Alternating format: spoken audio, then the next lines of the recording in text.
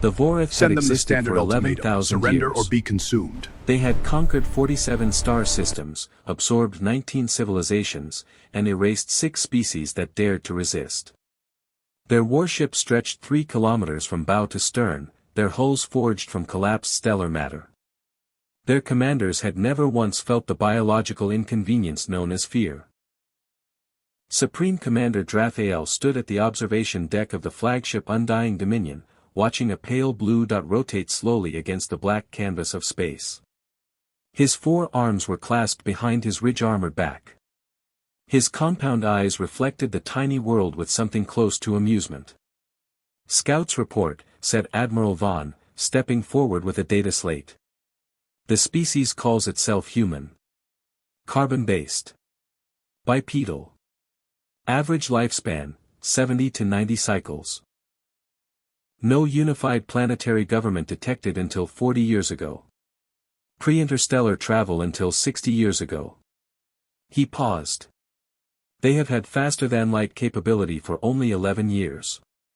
Drathael made a low rumbling sound, the Vorith equivalent of a laugh.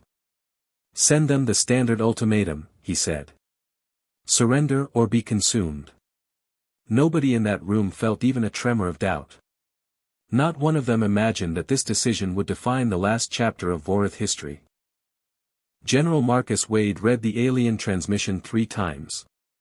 He was a broad-shouldered man with gray at his temples and 26 years of military service carved into the lines of his face. He set the translated document flat on the table, looked at his Joint Chiefs, and said nothing for a long moment. Then he said, "How long until their fleet reaches our outer defense perimeter?" 72 hours, sir," said Admiral Elena Reyes. "Good." He stood up and buttoned his uniform jacket. "Get me the manufacturing coordinators, every allied nation's defense minister, and someone from NASA's weapons division. We have work to do."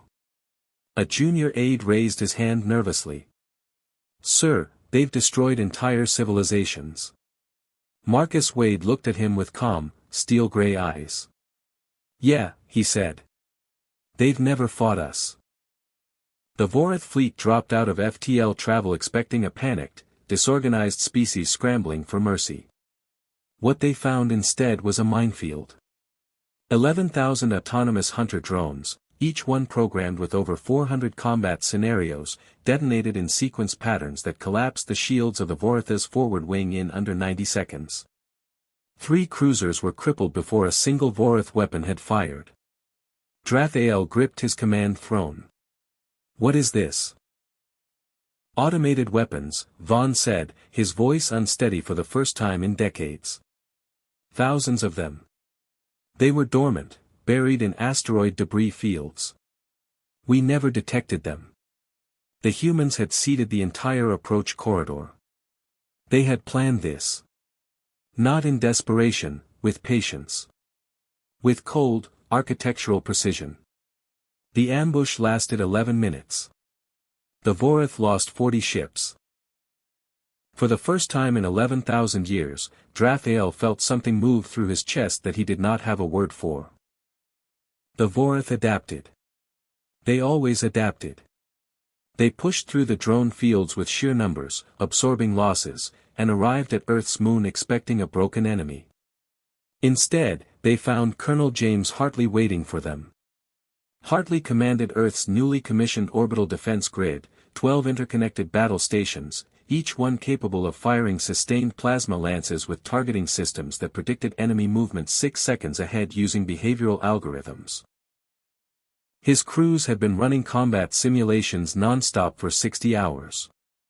They were exhausted, unwashed, surviving on coffee and sheer defiant stubbornness.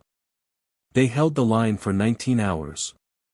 When the Vorith attempted a flanking maneuver around the lunar surface, Hartley did something no alien commander had ever anticipated from a species this young. He split his grid deliberately, making himself appear vulnerable, then collapsed the formation like a trap the moment the Vorith committed their capital ships. The Undying Dominion took 4 direct lance strikes and lost its primary engine core. Supreme Commander Drathael finally understood what the Vorith scouts had failed to translate properly in their initial report. There was a word buried in human military history. A word that appeared across every culture, every continent, every era of this species. Ora. Hua. Semper Fi. Never quit. The humans did not fight because they believed they would win. They fought because surrender was simply not a concept they accepted. Drathael sent the ceasefire signal on the 20th hour. The response came not from a diplomat, not from a politician, but from General Marcus Wade himself, transmitted from a bunker deep beneath Colorado, his voice steady as bedrock. We don't do conditional surrenders. You leave our system permanently, you return every species you've ever absorbed, and you tell every civilization in this galaxy what happened here today. A long silence filled the undying Dominion's bridge. Then Drathael, supreme commander of the Vorith, destroyer of worlds, being who had never once felt fear across 11,000 years of conquest, spoke quietly to his admiral. Comply, he said. Because for the first time, he understood something the universe had never taught him. Some creatures are not afraid to die.